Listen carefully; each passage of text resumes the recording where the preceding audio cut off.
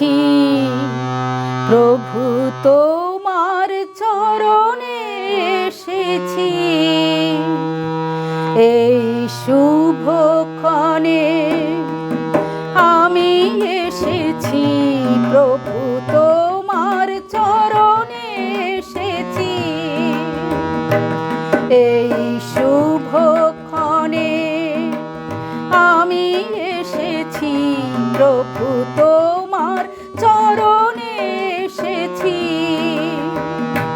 তোমায় আরো কাছে পেতে এসেছি তোমায় আরো কাছে পেতে এসেছি প্রভু তোমার চরণে এসেছি এই শুভক্ষণে আমি এসেছি প্রভু তোমার চরণে এসেছি তব প্রেমে আমার বেঁধেছ হে দয়াময় তব প্রেমে আমার বেঁধেছ হে দয়াময় দিয়েছ আশিস তোমার আমার মনের মতো আমার মনের মতো প্রভু তোমার চরণে এসেছি এই শুভক্ষণে আমি এসেছি প্রভু তোমার চরণে এসেছি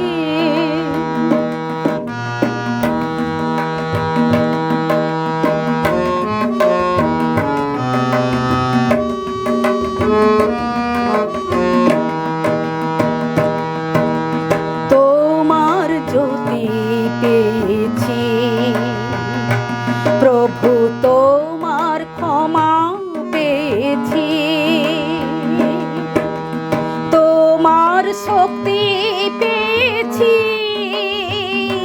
প্রভু তোমার দয়া পেয়েছি তোমার জ্যোতি পেয়েছি প্রভু তোমার ক্ষমা পেয়েছি তোমার শক্তি পেয়েছি প্রভু তোমার দয়া পেয়েছি ধন্যবাদ করি তোমার প্রভু প্রশংসা করি তোমার ধন্যবাদ করি তোমার প্রভু প্রশংসা করি তোমার তুমি প্রভু মোর তুমি জগদীশ তুমি জগদীশ প্রভু তোমার চরণে এসেছি এই শুভক্ষণে আমি এসেছি প্রভু তোমার চরণে এসেছি তোমায় আরো কাছে পেতে এসেছি তোমায় আরো কাছে পেতে এসেছি প্রভু তোমার চরণে এসেছি এই শুভক্ষণে আমি এসেছি প্রভু তোমার চরণে এসেছি প্রভু তোমার চরণে এসেছি প্রভু তোমার চরণে এসেছি জয় যিশু, হ্যাপি সাবাত। ঈশ্বরকে ধন্যবাদ জানাই যে তার এই পবিত্র বিশ্রামবারে তার বাক্য প্রচারের সুযোগ করে দিয়েছেন, তার জন্য ঈশ্বরকে ধন্যবাদ জানাই। আসুন আমরা ঈশ্বরের কাছে নত হই তার বাক্য শোনার আগে। প্রভু, তোমার ধন্যবাদ করি, তোমার বাক্য প্রচারের সুযোগ করে দিয়েছো। আমাকে স্পর্শ করো যেন তোমার বাক্য সুন্দরভাবে বোঝাতে পারি। আর যারা শুনছে তাদেরকে স্পর্শ করো যেন তারা শোনে তোমার পবিত্র আত্মায়। আমরা সবাই মিলে সে অনুযায়ী যেন কার্য করতে পারি আর তোমারই গৌরব করতে পারি। প্রভু, তুমি তোমার বাক্য দিয়ে আমাদেরকে করে তোলো যেন তোমার রাজ্য অনন্তকাল থাকতে পারে। প্রার্থনা প্রভু যিশু তোমার পবিত্র নামে চাই, আমেন। আজকাল আমার বিষয়বস্তু হচ্ছে, আমরা যতজন ঈশ্বরেতে আসি আমরা কেন কষ্ট পাই, আমরা কেন আঘাত পাই। প্রায় সময় আমরা যখন কোনো জিনিস দোকান থেকে কিনতে যাই, আমরা সবসময় ভালো জিনিসটাই খোঁজার চেষ্টা করি, যেন কোনো তোবড়ানো না হয়, যেন কোনো ভাঙা না হয়, কোনো বাঁকা না হয়, নিখুঁত জিনিসটাই আমরা খোঁজার চেষ্টা করি। কিন্তু ঈশ্বর হচ্ছে ঠিক তার উল্টো।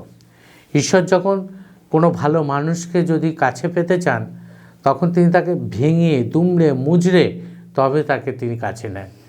তো আজকে আমরা দেখব যে কেন আমরা কষ্ট পাই। আজকে আমরা সেই বিষয়ে আলোচনা করতে চলেছি। বাইবেল বলছে ইয়োব 5:18 কেননা তিনি ক্ষত করেন তিনি বাঁধিয়ে দেন, তিনি আঘাত করেন তাহারই হস্ত সুস্থ করেন। আজ এত মানুষ প্রভুতে এসেছে, আমি নিজে এসেছি হিন্দু পরিবার থেকে প্রভুতে। আমার কষ্ট ছিল, আমার দুঃখ ছিল, তখন আমার মনে হয়েছিল যে একমাত্র প্রভু যিশু আমাকে উদ্ধার করতে পারে। এত জায়গায় দেখলাম, প্রভুতে এসে দেখি। আর যদি আমার সব কিছু ঠিক থাকতো আমি কখনোই প্রভুতে আসতাম না। আমার মায়ের সাইনাসের সমস্যা ছিল, সে এত ঠাকুর দেবতা করেছে, কোনো ফল হয়নি। তো একবার প্রভুতে এসে দেখি। তার মানে তিনি এই অসুস্থতা আমাদের মায়ের মধ্যে না থাকলে বা আমার কষ্ট দুঃখ যদি না থাকতো তাহলে আমরা প্রভুতে আসতাম না। সুতরাং তিনি আমাদের ক্ষত করেন, তিনিই বেঁধে দেন, তিনি আঘাত করেন, তিনি সুস্থ করেন। এটা হচ্ছে তার মহিমা দেখাবার জন্য।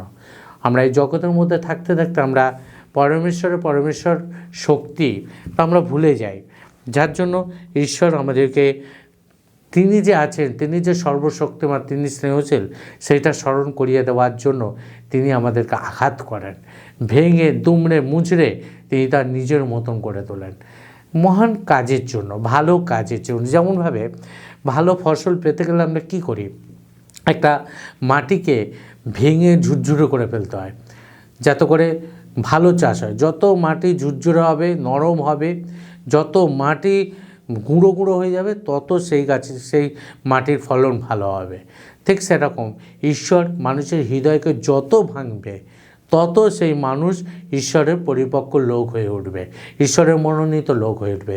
যার জন্য ঈশ্বর আমাদেরকে আঘাত করেন, কষ্ট দেন, যাতে আমরা আরও পরিপক্ক হয়ে উঠতে পারি, আরও সংযমশীল, আরও ধৈর্যশীল হয়ে উঠতে পারি। ইয়োবের লেখা বই, এটা ইয়োব বলছে, তিনি ক্ষত করেন তিনিই বাঁধিয়ে দেন, তিনিই আঘাত করেন তিনিই সুস্থ করেন। এই ইয়োবের জীবনে আমরা দেখেছি যে তার ভাইরা মারা গেছে, তার সম্পত্তি চলে গেছে, তার ছেলে মেয়েরা মারা গেছে, তার গোটা গায়ে ঘায়েতে পরিপূর্ণ হয়ে গেছে। তথাপি তিনি ঈশ্বরের মহান শক্তি তিনি জেনেছেন, আর তাকে ঈশ্বরের প্রতি তাঁর আস্থা, ঈশ্বরের প্রতি ধৈর্য তাকে আরও মহান ব্যক্তি করে পেয়েছে। তাই বাইবেলে ইয়োবের নামে আলাদাভাবে বই লেখা আছে, এবং ইয়োবের এই ধার্মিকতার জন্য ঈশ্বর তাকে যা হারিয়ে পেয়েছ তার ডবল ফিরিয়ে দিয়েছিলেন। তাই ঈশ্বর আমাদেরকেও তার মনের মতন গড়ে তুলতে চান, যাতে আমরা পারফেক্ট হয়ে গড়ে উঠতে পারি, যাতে তাঁর রাজ্যে যাবার আমরা যোগ্য হয়ে উঠতে পারি, যার জন্য তিনি আমাদের দুমড়ে মুচড়ে গড়ে তুলতে চান। গীতসংহিতা 34:18 গীতসংহিতা 34:18 বলছে, সদাপ্রভু ভগ্নচিত্তদের নিকটবর্তী, তিনি চূর্ণ মনাদের পরিত্রাণ করেন। ঈশ্বর কাদের নিকটবর্তী? যাদের ভাঙা হৃদয়, যাদের চূর্ণ মন, ঈশ্বর তাদেরই নিকটবর্তী। সুতরাং আপনি যদি মনে করেন যে আপনি ঠিক আছেন প্রভুতে এসে, আপনার জীবন সুষ্ঠুভাবে চলছে, আপনি মসৃণভাবে রয়েছেন, আপনার সব সুখ রয়েছে, সব আনন্দ রয়েছে, তার মানে আপনি ভুল পথে চলছেন। কারণ ঈশ্বর বলেছেন সুস্থ লোকেদের জন্য চিকিৎসকের প্রয়োজন হয় না, অসুস্থ লোকেদের জন্য চিকিৎসকের প্রয়োজন হয়। তাই আমরা যদি নিজেদেরকে মনে করি সব পারফেক্ট রয়েছে, তার মানে আমি সুস্থ। ঈশ্বর আপনার কাছে আমার কাছে আসবে না। কিন্তু যদি মনে করি আমি অসুস্থ, এই সময় আমার ঈশ্বরকে প্রয়োজন, ঈশ্বর সঙ্গে সঙ্গে আসেন। তাই অবশ্যই আমাদের চূর্ণমানা হওয়া উচিত, অবশ্যই আমাদের ভগ্নচিত্ত হওয়া উচিত।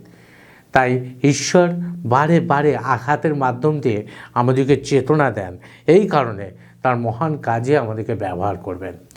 যেমন মোশির কাহিনীর দিকে যদি আমরা তাকাই, সেই মোশি যে মানুষ হয়েছে রাজপ্রাসাদে, রাজার মেয়ে তাকে মানুষ করেছে, রাজবীজ পালঙ্কে তিনি শুতেন এবং রাজভোগ তিনি খেতেন, রাজ পোশাক তিনি পরিধান করতেন।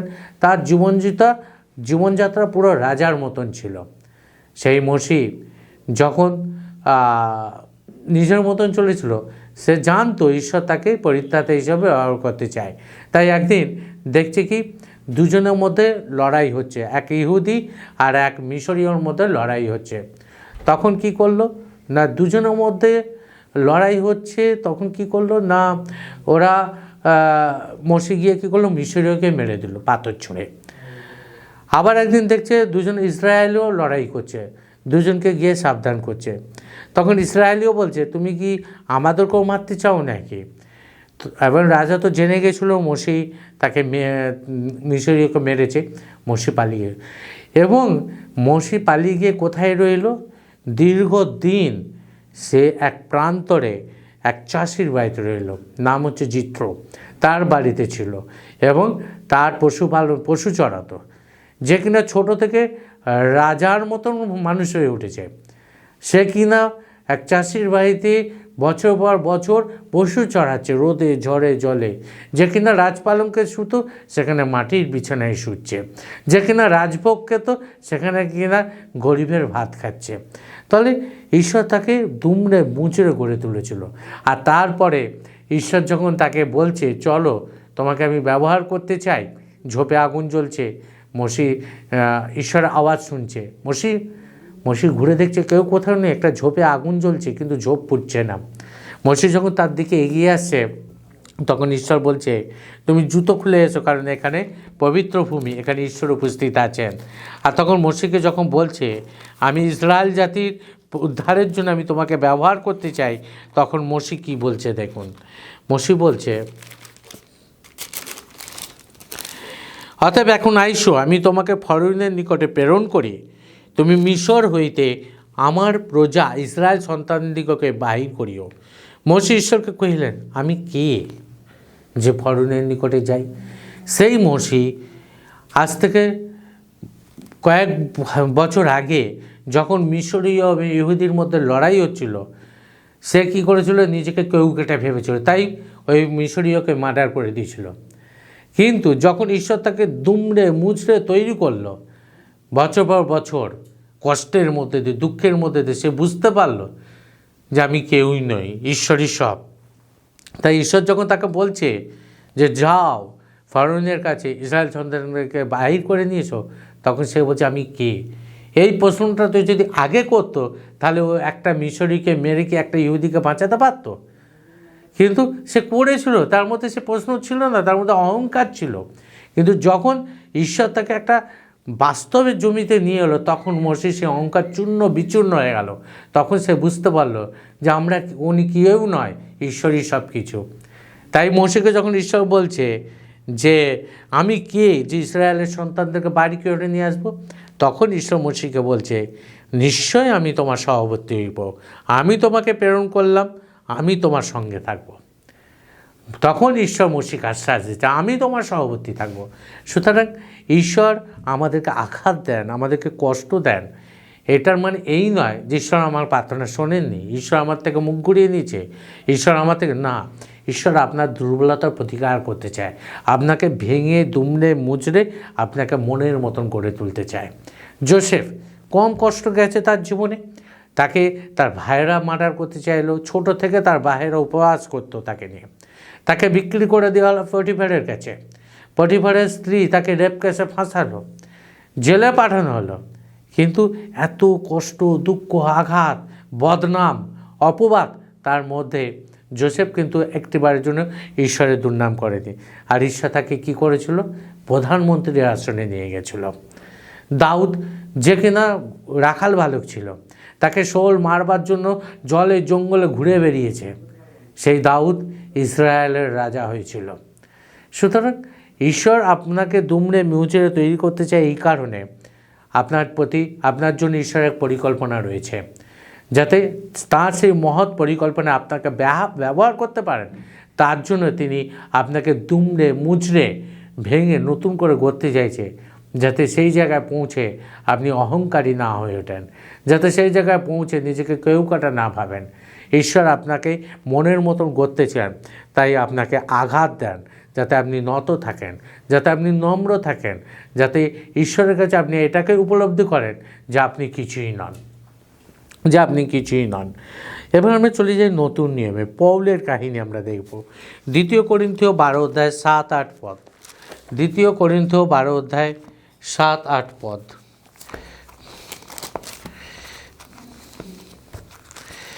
দ্বিতীয় করিন্থীয় 12 অধ্যায় 7-8 পদ। এখানে বলছে, আর ওই প্রত্যাদেশের অতি মহত্ব হেতু আমি যেন অতিমাত্র দর্প না করি, এই কারণে আমার মাংসে একটা কণ্টক শয়তানের এক দূত আমাকে দত্ত হইল, যেন সে আমাকে মুষ্টাঘাত করে, যেন আমি অতিমাত্র দর্প না করি। এই বিষয় লইয়া আমি প্রভুর কাছে 3 বার নিবেদন করিয়েছিলাম, যেন উহা আমাকে ছাড়িয়া যায়। আর তিনি আমাকে বলিয়াছেন, আমার অনুগ্রহ তোমার পক্ষে যথেষ্ট, কেননা আমার শক্তি দুর্বলতায় সিদ্ধি পায়। অতএব আমি বরং অতিশয় আনন্দের সহিত নানা দুর্বলতায় শ্লাঘা করিব, যেন খ্রিস্টের শক্তি আমার উপরে অবস্থিতি করে। এই হেতু খ্রিস্টের নিমিত্ত নানা দুর্বলতা, অপমান, অনাটন, তাড়না, সংকট ঘটিলে আমি প্রীত হই, কেননা আমি যখন দুর্বল তখনই আমি বলবান। এখানে ঈশ্বরের বাক্যে পৌল বলছে আমি যেন অতিমাত্র অহংকারী না হয়ে উঠি, অতিমাত্র দর্প না করি, অতিমাত্র গর্ব না করি। তার জন্য ঈশ্বর আমার জীবনে একটা কাঁটা দিয়ে রেখেছে। আমি এইটাকে সরাবার জন্য 3 বার প্রার্থনা করেছি, কিন্তু ঈশ্বর বলছে আমার অনুগ্রহ তোমার পক্ষে যথেষ্ট। সুতরাং এমন অনেক প্রার্থনা রয়েছে প্রভু শোনেন না, এমন অনেক কিছু আমাদের জীবনে রয়েছে। হয়তো পারিবারিক কাঁটা, হয়তো সবাই রয়েছে, কেউ হয়তো একজন হয়তো নেই, হয়তো শরীরের কোনো সমস্যা, হয়তো মানসিক কোনো সমস্যা, হয়তো কোনো না কোনো একটা রয়েছে যা আমার জীবনে কাঁটা হয়ে থাকে। ওইটাই আমাকে ঈশ্বরের কাছে নত রাখে, যাতে আমি অতিমাত্র দর্প না হই, অতিমাত্র গর্বিত না হই, অতিমাত্র অহংকারী না হই। কারণ ঈশ্বর অহংকারীদের প্রতিরোধ করেন, কিন্তু চূর্ণ মনাদের উদ্ধার করেন। তিনি যারা নম্র, যারা নত, তিনি তাদের নিকটবর্তী হন। সেই জন্য ঈশ্বর আমাদের জীবনের যত কষ্ট দুঃখ থাকুক না কেন, ঈশ্বর এমন অনেক কিছু আছে যা তিনি চান না এটা দূর হয়ে যাক আমার জীবন থেকে। কারণ তাহলে আমিও গর্ব করব, আমিও তাহলে দর্প করব। তাই ঈশ্বর চান না যাতে সে কাঁটা আমার জীবন থেকে দূর হোক। তাই আমরা যারা প্রভুতে রয়েছি, এমন অনেক কিছু আমাদের জীবনে রয়েছে যা আমাদেরকে কুড়ে কুড়ে খায়। সত্যি কি ঈশ্বরের আমরা চলতে পারছি? সত্যি কি আমাকে মনটাকে ভেঙে দেয়, চূর্ণ বিচূর্ণ করে দেয়? আফসোস হবেন না, নিরাশ হবেন না। যোসেফকে যেমন ঈশ্বর ব্যবহার করেছিলেন, মসিকে যেমন ব্যবহার করেছিলেন, সেরকম আপনার জন্য তার মহৎ পরিকল্পনা রয়েছে। তাই এই কাঁটা আপনাকে ঈশ্বরের কাছে নত নম্র রাখতে, আর নত নম্র ধরে ঈশ্বর ব্যবহার করতে চান। যারা প্রচণ্ড, যারা অহংকারী, যারা দর্প, তাদের জন্য ঈশ্বর নন, আর তাদেরকে ঈশ্বর ব্যবহার করতে চান না। তাই ঈশ্বর আমাদের জীবনে এগুলো দেয় যেন আমরা দর্প না করি, আমরা যেন প্রভুর চরণে নত নম্র যেন থাকি। কারণ তাই ঈশ্বরের বাক্যে পৌল বলছে 1 করিন্থীয় 1 অধ্যায় 26-27 পদে, 1 করিন্থীয় 1 অধ্যায় 26-27 পদে,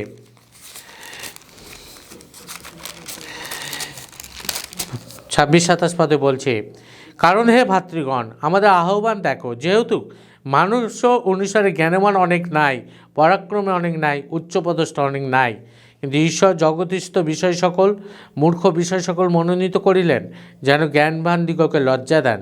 ঈশ্বর জগতের দুর্বল বিষয় সকল মনোনীত করিলেন, যেন শক্তিমন্ত বিষয় সকলকে লজ্জা দেন। ঈশ্বর যাদেরকে আহ্বান করেছেন তাদেরকে জগতিক অনুসারে জ্ঞানবান হিসাবে নয়, বলবান হিসাবে নয়, শক্তিশালী হিসাবে নয়। তিনি আমাদেরকে আহ্বান করেছেন যেন আমরা দুর্বল হই, যেন আমরা নত হই, যেন আমরা নম্র হই। তাই আপনি যখন প্রভুতে আসার পরও এমন অনেক প্রার্থনা রয়েছে যা প্রভু উত্তর দেয় না, এবং আমার ব্যক্তিগত জীবনে সেটাই আমার বড় সমস্যা হয়ে দেখা দেয়, আমাকে কুড়ে কুড়ে খায়, বড় আহত হই, ব্যথিত হই। নিরাশ হবেন না, ঈশ্বর আপনার জন্য বড় বড় পরিকল্পনা রেখেছে। তাই এই কাঁটা আপনার জীবনে দিয়ে রেখেছে যাতে আপনি নত নম্র থাকেন, যাতে আপনি প্রভুতে চলেন। আরেকটা কারণ, এই কারণে আরেকটা কারণ হচ্ছে গীত সংহিতা। আমরা দেখব 39 অধ্যায় 11 পদ। গীত সংহিতা 39 অধ্যায় 11 পদ। গীত সংহিতা 39 অধ্যায় 11 পদে বলছি, তুমি যখন অপরাধ প্রযুক্ত মনুষ্যকে ভৎসনা দ্বারা শাসন করো, তখন কীটের ন্যায় তার সৌন্দর্য বিলীন করিয়া থাকো। সত্য, প্রত্যেক মনুষ্য অসার মাত্র। ঈশ্বর আমাদের শাসন করে যাতে আমার দর্প চূর্ণ হয়, আমার অহংকার চূর্ণ হয়, আমার উঁচু মাথা নত হয়। কারণ ঈশ্বর নত নম্র মানুষকেই পছন্দ করেন, যার জন্য ঈশ্বর আমাদেরকে শাস্তি দেন, আঘাত করেন বিভিন্নভাবে, যাতে আমরা কখনো দর্প না করতে পারি। তাই এখানে পৌল নিজে বলছে, আমি তিনবার প্রার্থনা করেছি, তবু আমার মধ্যে থেকে ওই কাঁটা ঈশ্বর দূর করেনি। বলছে তোমার পক্ষে আমার অনুগ্রহই যথেষ্ট। ঠিক সেরকম পল বলছে, পলের শরীরে একটা কাঁটা ছিল, যা কখনো পল বলছে আমি যাতে অতিমাত্রায় দর্প না করি, তার জন্য ঈশ্বর আমার মাংসে এক কাঁটা দিয়ে রেখেছিল। সেই মতন আমাদের জীবনেও অনেক কিছু কাঁটা রয়েছে, প্রভুতে আসার পরেও সেগুলো দূর হয় না। নিশ্চয়ই ওইটা আমাকে ঈশ্বরের কাছে নত রেখেছে, নিশ্চয়ই ওইটা আমাকে ঈশ্বরের কাছে নম্র রেখেছে। তাই কখনো আপনি নিরাশ হবেন না, কখনো হতাশ হবেন না। বরং পল বলছে 12 অধ্যায় 9 পদে, আর তিনি আমাকে বলিয়াছেন, আমার অনুগ্রহ তোমার পক্ষে যথেষ্ট, কেননা আমার শক্তি দুর্বলতায় সিদ্ধি পায়। অতএব আমি বরং অতিশয় আনন্দের সহিত নানা দুর্বলতা শ্লাঘা করিব, যেন খ্রিস্টের শক্তি আমার উপরে অবস্থিতি করে। যখন আপনি দুর্বল হয়ে পড়বেন, ভেঙে পড়বেন, আহত হবেন, ব্যথিত হবেন, পৌলের মতো আপনিও আনন্দ করুন। কারণ যখনই আপনি দুর্বল, তখনই খ্রিস্টের শক্তি আপনার উপরে নেমে আসবে। যখনই আপনি অসহায়, তখন খ্রিস্ট আপনার সহায় হয়ে আপনার কাছে আসবে। যখনই আপনি অসুস্থ, তখনই ডাক্তার রূপে খ্রিস্ট আপনার পাশে এসে দাঁড়াবে। কিন্তু যদি আপনি মনে করেন আপনি শক্তিশালী, খ্রিস্টের শক্তি আপনার উপরে আসবে না। যদি মনে করেন আপনি সুস্থ, ডাক্তার হিসেবে খ্রিস্ট আপনার কাছে আসবে না। তাই পল বলছে, এই হেতু খ্রিস্টের নিমিত্ত নানা দুর্বলতা, অপমান, অনটন, তাড়না, সংকট ঘটলে আমি পীত হই। তাই আমরাও পৌলের মতন আসুন, যত কষ্টই আসুক, যতই তাড়না আসুক, যত দুর্বলতায় আসুক, যত ক্ষতিই আসুক, আমরা যেন পীড়িত হই। কারণ যখনই আমরা দুর্বল, তখনই খ্রিস্ট আমাদেরকে বলবান করে তুলবেন। তাই ঈশ্বর ভাঙা জিনিস চান তিনি তার মতন করে গড়বেন বলে, আর আমরা গোটা জিনিস চাই ভাঙবো বলে। সেই জন্য আসুন আমরা নিজেদের হৃদয়কে ভাঙি। ঈশ্বর তার নিজের মতন আমাদেরকে গড়ে তুলবেন, যাতে আমরা ঈশ্বরের রাজ্যে থাকতে পারি, অনন্তকাল তার সঙ্গে যেন থাকতে পারি। ঈশ্বর এই বাক্য দ্বারা আপনাদের সকলকে আশীর্বাদ করুক। আমেন। প্রার্থনা করি। প্রভু যীশু, তোমার ধন্যবাদ হোক সুন্দর শিক্ষা ও চেতনা দেওয়ার জন্য। প্রভু, সত্যি আজ তুমি জানালে প্রভু যে তুমি আমাদেরকে ভাঙো, এই কারণে তোমার মহান কাজে ব্যবহার করবে। এই জন্য যোসেফকে তুমি ভেঙেছিলে, তাই সে প্রধানমন্ত্রী হতে পেরেছিল। মসিকে তুমি ভেঙেছিলে, তাই সে বুঝতে পেরেছে সে কেউ নয়, তুমিই সব কিছু। আজ আমাদেরকেও সেইভাবে ভাঙতে চাও, যাতে আমরা উপলব্ধি করি আমরা কেউ কিছু নয়, তোমার শক্তিই হচ্ছে সব কিছু, তুমিই সর্বসর্বা। প্রভু যিশুই সর্বেসর্বা। প্রভু, এই চেতনা দেওয়ার জন্য ধন্যবাদ জানাই। এই বাক্য প্রত্যেকের অন্তরে গেঁথে থাকুক, এই বাক্য অনুযায়ী আমরা যেন চলতে পারি আর তোমারই মহিমা করতে পারি। ধন্যবাদের সাথে এই প্রার্থনা প্রভু যিশু তোমার পবিত্র নামে জানাই। আমেন।